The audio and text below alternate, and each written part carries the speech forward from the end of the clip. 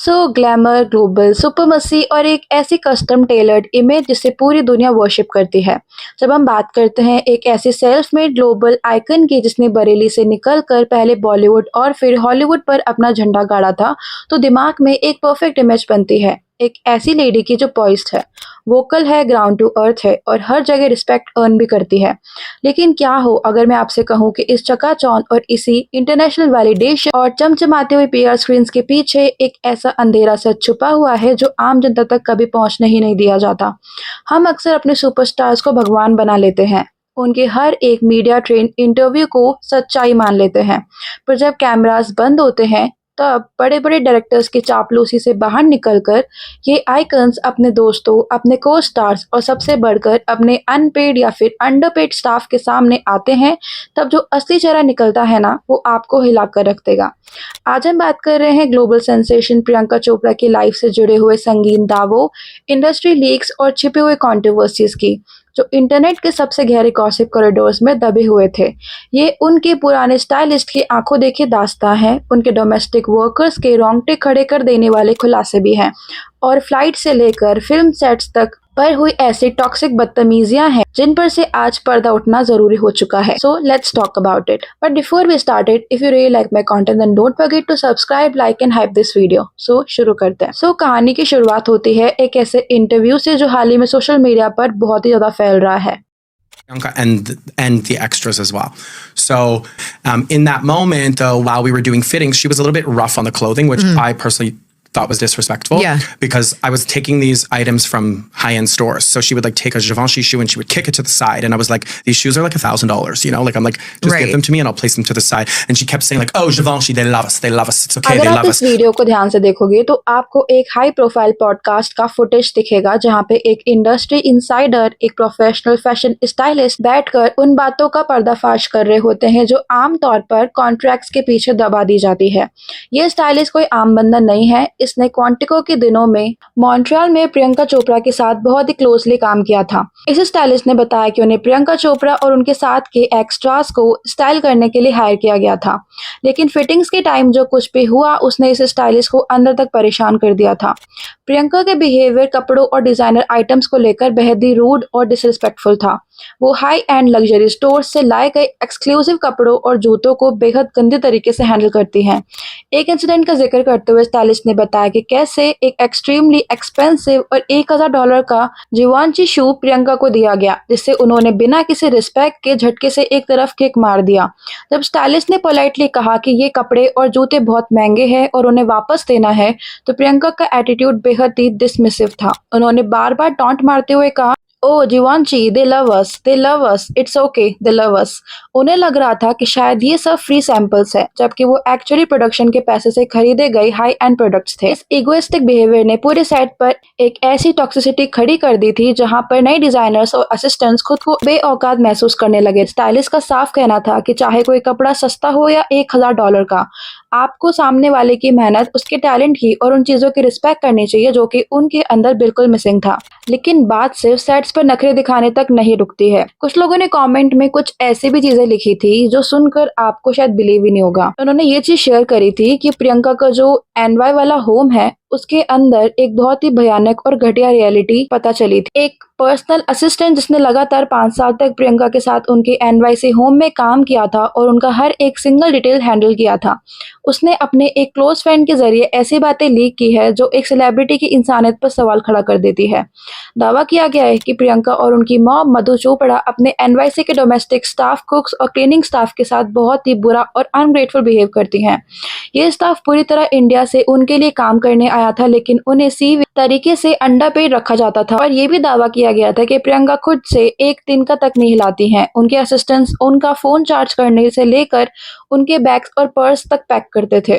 वो सेट पर जाने से महज 10 मिनट पहले उठती थी, बिना बाल बनाए और मेकअप किए जाती थी, क्योंकि सेट पर सब उनके लिए रेडी रहता था।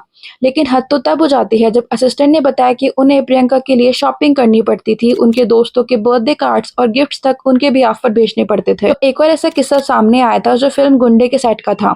उस दौर में जब उनका नाम एक बहुत बड़े बॉलीवुड सुपरस्टार के साथ जोड़ा जा रहा था, तब उनका बिहेवियर को-स्टार्स और क्रू के लिए एक एब्सोल्यूट नाइटमेयर बन चुका था। रेडिट पर लीक हुए इस पोस्ट के मुताबिक प्रियंका गुंडे के सेट पर अक्सर नशे की हालत में आती थी। वो वहां मौजूद यंग एक्टर्स रणवीर सिंह और अर्जुन कपूर के साथ बेहद एरोगेंट तरीके से पेश आती थी और क्रू के छोटे एम्प्लॉयज के साथ उनकी लगातार लड़ाइयां भी होती थी। जब भी कोई उन्हें उनकी गलतियां बताने की कोशिश करता था, तो उनका एक ही स्टैंडर्ड और घमंडी डायलॉग होता था, तुम्हें पता है कि मैं किसके साथ हूँ, वो खत्म कर देगा तुम्हें। इस ओपन थ्रेट और गुंडागर्दी से परेशान होकर डायरेक्टर अली अब्बास जफर का सब्र एक दिन पूरी तरह से टूट जाता है। उन्होंने सबके सामने, पूरे सेट के सामने प्रियंका पर चिल्ला दिया और साफ-साफ कह दिया कि या तो अपने ये घटिया बिहेवियर को सुधारो या फिर मैं अभी के अभी आदित्य चोपड़ा के पास जाकर तुम्हारी कंप्लेंट करूंगा और तुम्हें फिल्म से बाहर निकलवा दूंगा। आदित्य चोपड़ा और वायरफ का नाम का डर ऐसा था कि प्रियंका के होश ठिकाने आ गए थे और उन्होंने डर के मारे सेट पर ढंग से बिहेव करना शुरू कर दिया था। यही वजह है कि जब बाद में उन्हें फिल्म छोड़ी तो अली अब्बास जफर सबसे ज्यादा खुश थे कि उनकी बला टली। लेकिन सुपरस्टार का एटीट्यूड न सिर्फ काम तक नहीं रहता, उनकी फैमिली की ईगो भी एक अलग ही लेवल पर ऑपरेट करती है। बॉलीवुड बबल की एक पुरानी रिपोर्ट का पर्दाफाश किया गया था जिसका टाइटल था Priyanka Chopra's family forced suitor to keep quiet. ये कहानी है उनके उन कजिन्स की जिन्हें लेकर प्रियंका बेहद प्रोडक्टिव और ओवर इन्वॉल्व रहती है। रिपोर्ट्स के अकॉर्डिंग प्रियंका की यूएस बेस्ड एक कजिन है जो कि एक मेडिकल स्टूडेंट थी। उनके लिए सूटेबल लड़का ढूंढा जा रहा था, लेकिन प्रियंका के ओवर द टॉप घमंडी और गैर जरूरी कमेंट्स जो फैमिली वैल्यूज और देसी एटीट्यूड पर होते थे, उसने कई अच्छे इंडियन ओरिजिन के लड़कों को डरा कर भगा दिया था। जब उन शूटर्स ने शादी के रिश्ते से मना कर दिया तो प्रियंका की मॉम मधु चोपड़ा और उनका परिवार पूरी तरह डिफेंसिव हो जाता था। उन्होंने उन लड़कों और पूरी फैमिली को संगीन वार्निंग और धमकियां दे डाली कि चोपड़ा नाम को कभी भी नीचा नहीं दिखाया जाना चाहिए। इस मैरिज प्रपोजल की कोई भी गलत बात या रिजेक्शन किसी के भी सामने डिस्कस नहीं होनी चाहिए। मुंबई के एक और शूटर की फैमिली ने दुख जताते हुए मीडिया में कहा कि जब प्रियंका हर चीज में इंटरफेरेंस करती है तो कम से कम सामने वाले लड़के को अपना डिसीजन लेने की फ्रीडम तो होनी चाहिए।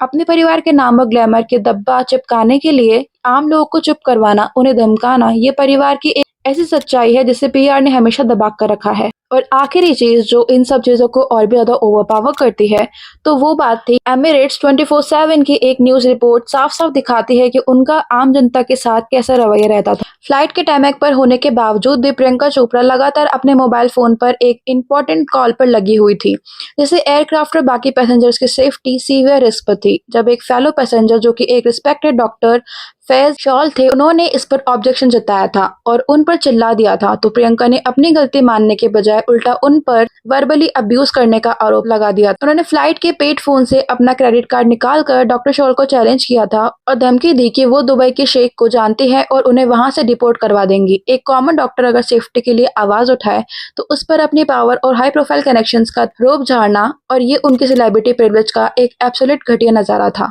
चलो अब बात करते हैं सीधे मुद्दे पर और बात करते हैं बिना किसी फिल्टर के। प्रियंका चोपड़ा की जो पूरी कहानी हमारे सामने आई है, चाहे वो स्टाइलिस्ट का शू किक मारने का इंसिडेंट हो या फिर एनवाईसी के स्टाफ को अंडर पे करना हो या फिर गुंडे के सेट पर नशा और घमंड दिखाना हो या फिर फ्लाइट में अपनी पावर की धमकी देना हो, ये सब कुछ एक बहुत ही संगीन और बीमार रियलिटी को जाहिर करता है।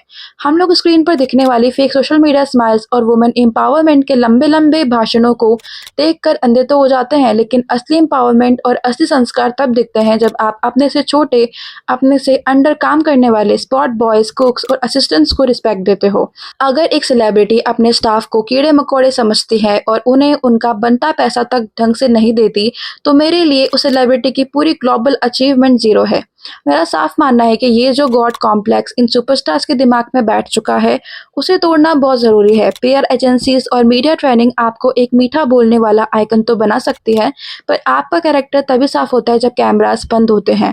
हम जनता को उन्हें अंदर सपोर्ट करना बंद करना होगा और उनके इस टॉक्सिक प्रिविलेज पर सवाल उठाना होगा, क्योंकि कोई भी स्टार कानून, इंसानियत और बेसिक रिस्पेक्ट से बड़ा नहीं हो सकता। इंसान बनो, स्टार बाद में बनना। So that's it for today guys. अब आप मुझे जरूर बताना कि आपको क्या लगता है इस पूरी कंट्रोवर्सी के बारे में। अपने थॉट्स मुझे कमेंट्स में जरूर बताना। मिलते हैं न्यू वीडियो के साथ, तब तक के लिए बाय, लव यू ऑल।